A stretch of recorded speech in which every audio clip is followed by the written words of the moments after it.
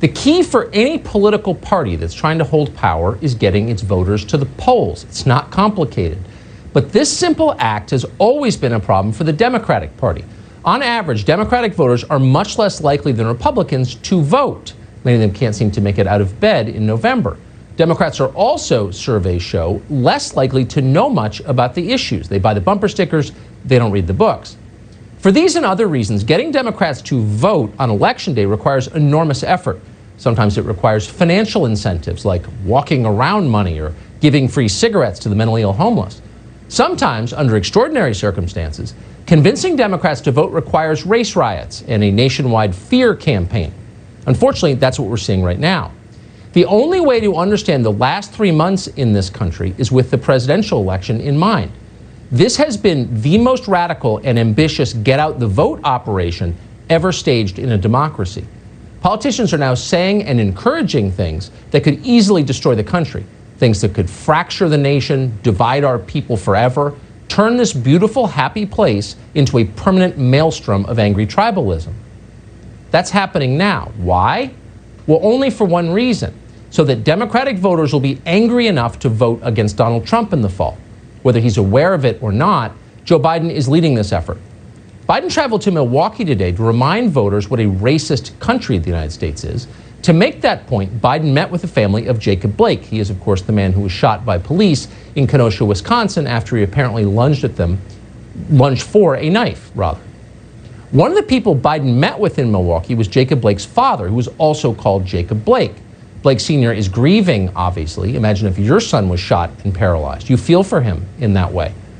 On the other hand, Jacob Blake Sr. is a very strange person to meet with if you're trying to make the point that racism is bad.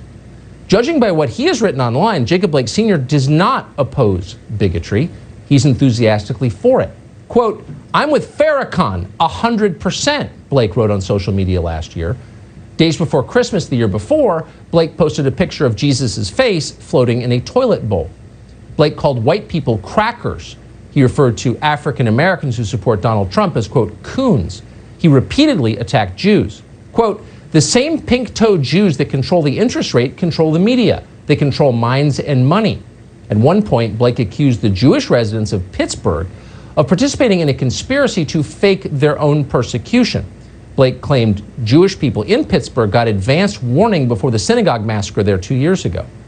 And then Blake wrote this, the week the Harvey Weinstein story broke. Quote, a cracker Jew can do whatever to a white woman for years. End quote. That's what Jacob Blake Sr. thinks. Naturally, he also believes that you are the real racist. Here he is at a recent demonstration in Washington. Watch. We're going to hold court on systematic racism. We're going to have court right now. Guilty. Yeah. Guilty. Guilty. Guilty. Racism against Trayvon Martin. We find them guilty. Guilty. Racism against George Floyd. We find them guilty. Guilty. Racism against Jacob Blake. Come on. Abdul Dawala. If I said the name wrong, Allah forgive me. Guilty. Guilty.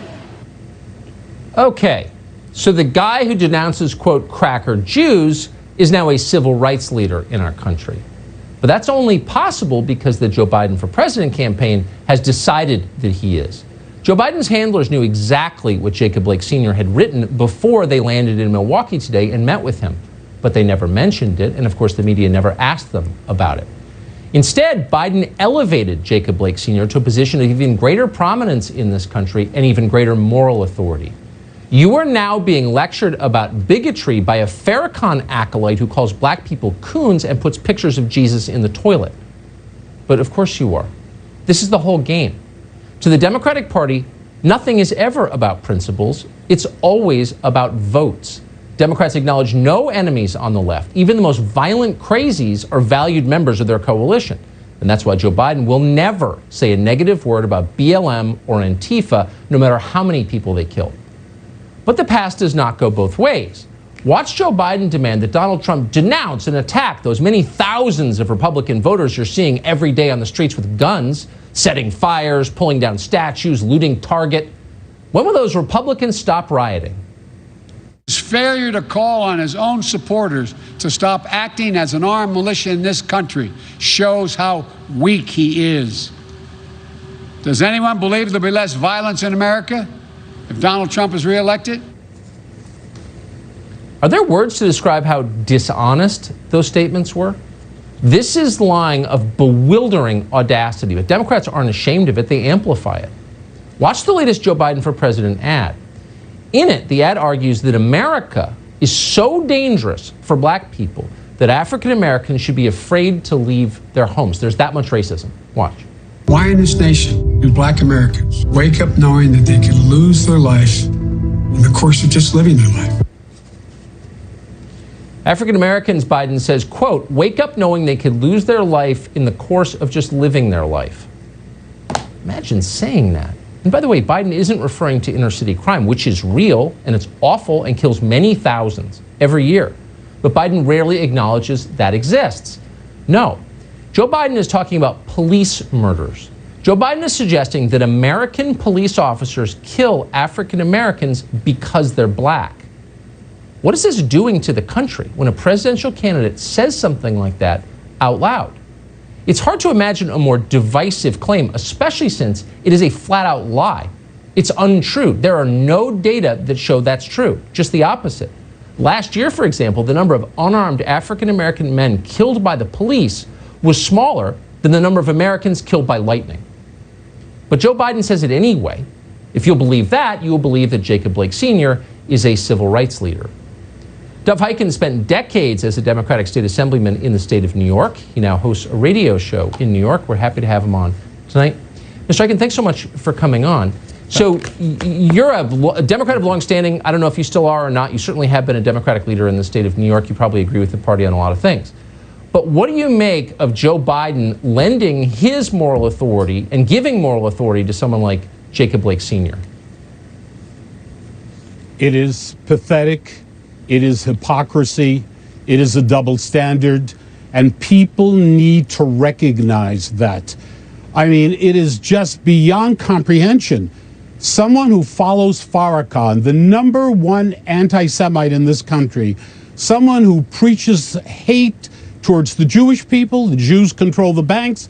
The Jews control the media. The Jews control everything. And Jews are responsible for everything. Louis Farrakhan. And Blake is a follower of Louis Farrakhan, spreading his hate on social media to millions of people.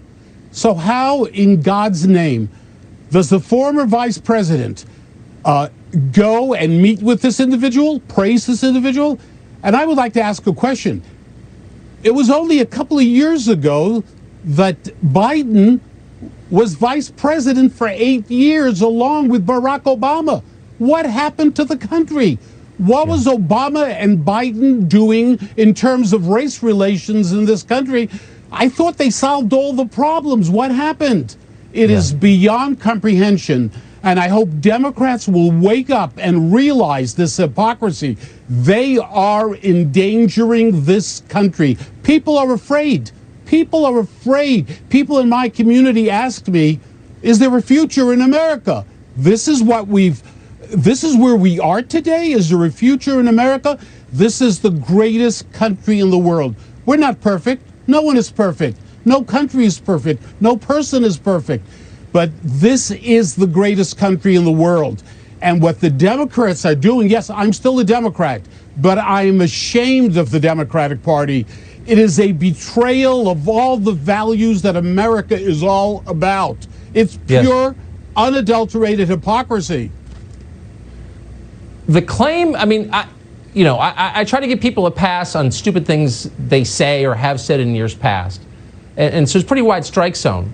But to claim that the Jewish community in Pittsburgh had advance warning, that seems especially poisonous to me and especially crazy. Why wouldn't Biden's advisors, who are sophisticated, not all of them are evil, I'm not saying they are, but why wouldn't they say, whoa, whoa, whoa, whoa, we can't meet with this guy. Come on now, this is too much. Why wouldn't they say that? It's simple. They're cowards. They are afraid of upsetting the Democratic Party, you know, the radical left. They are an important part. You know, isn't it strange that Bernie Sanders, Tlaib, Omar, isn't it funny how quiet they are? Because there's a deal with Biden that Biden do what they want and everything will be fine. Tucker, in 1944, my mother and her mother and other members of the family were taken to Auschwitz. My mother obviously survived. My grandmother and other members of the family went straight to the gas chamber that very day. That's what hate does. Hate of the Jewish people. Just pure unadulterated hate. Doesn't have to make sense. You don't have to explain it to anybody. And here we have Blake Sr., a follower of Farrakhan, and we're not talking about 10 years ago. We're not talking about 2 years ago. We're talking about last year and recent. Hate. He is a civil rights leader. He is the problem. I say he is guilty. You'd think if, I don't know, President Trump met with a Klansman, maybe someone in the media would ask about it, but no one has. Dov Hikind, thank you so much. I appreciate it. Thank you for having me, Tucker. Of course.